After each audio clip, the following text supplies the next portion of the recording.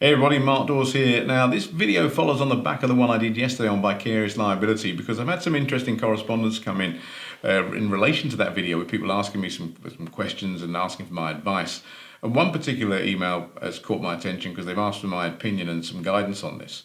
And to give you a rough outline of the situation without mentioning any names, an organisation, and by the way, they are a very good organisation. I've known them for a long time. They're good people.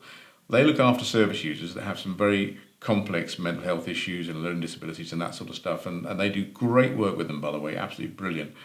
But they have one particular service user at the moment that's started to exhibit some very serious challenging behaviour, which has resulted in staff being injured to the extent that they've had bones broken.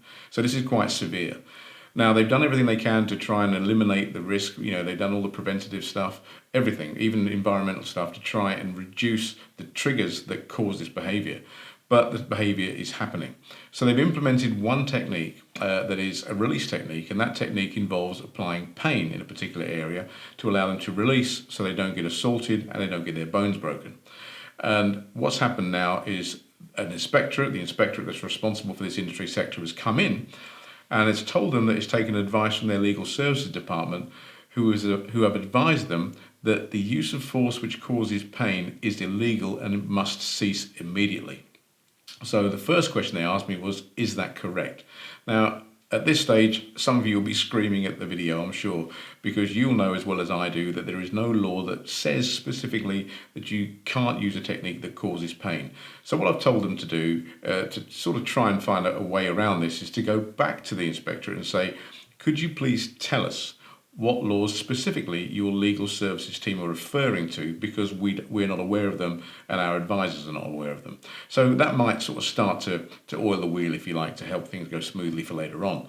But the second question I got was directly to do with vicarious liability, and they say, but if we remove the technique, because we actually may have to, because we're so concerned about the sanctions that they may impose upon us that could be detrimental to our business, so we have to weigh up, staying in business and staff safety and service user safety. Sure, but if they are that insistent that we have to remove this technique, so we do it under duress, in other words, they do it under pressure from this inspectorate, are we liable then if a member of staff gets seriously hurt who wouldn't have got hurt had we left the technique in? And well, you're answering your own question now. You're probably all saying yes, and the answer is yes. If, there is a liability there, and it's a direct liability because you've taken the decision to remove the technique.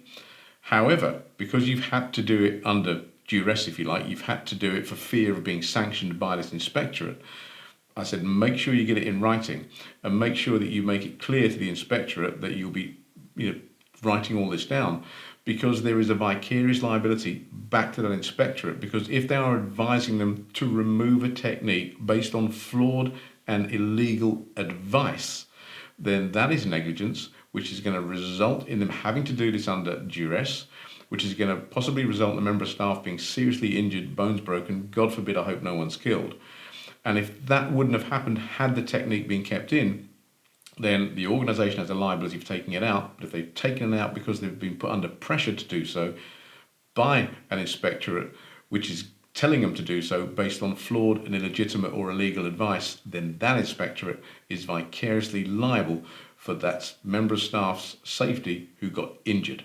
So that's an interesting one. I'd like to hear your opinions on that. So if you have any opinions, please stick them in the comment box below.